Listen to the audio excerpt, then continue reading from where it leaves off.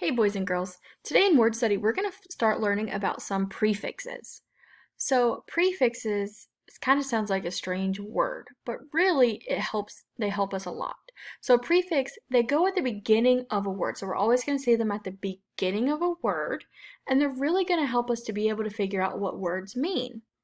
So for example, one prefix that we know of that we have in our language is un. The prefix un. There again, it's a prefix, so it'll go at the beginning of the word. And un, that prefix means not. So here's some examples of some words that have un as a prefix in them. The first one is uninterested. So we may not know what that word means just reading it all together. But now that we know that the prefix un means not, I can look at this word and say, oh, it says un right there. And I know un means not, so uninterested must mean not interested.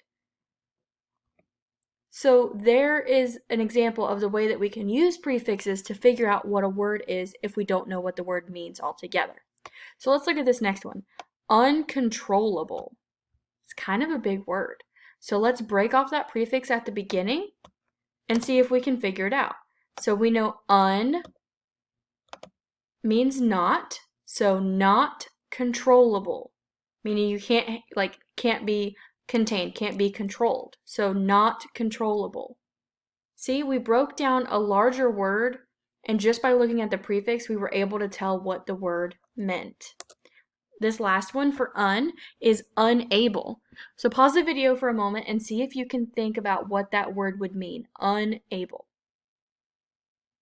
Hopefully, you remembered that un means not, so it meant not able.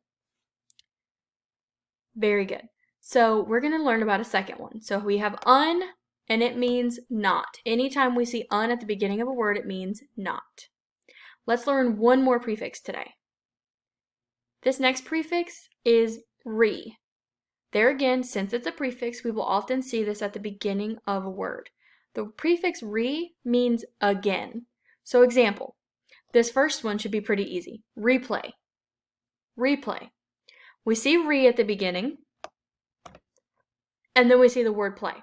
So if re means again, it says again play or play again, right? So I know that means something it's going to be played again. Instead of not knowing what the word replay means, I pulled off the prefix at the beginning, and then I could tell what that word meant.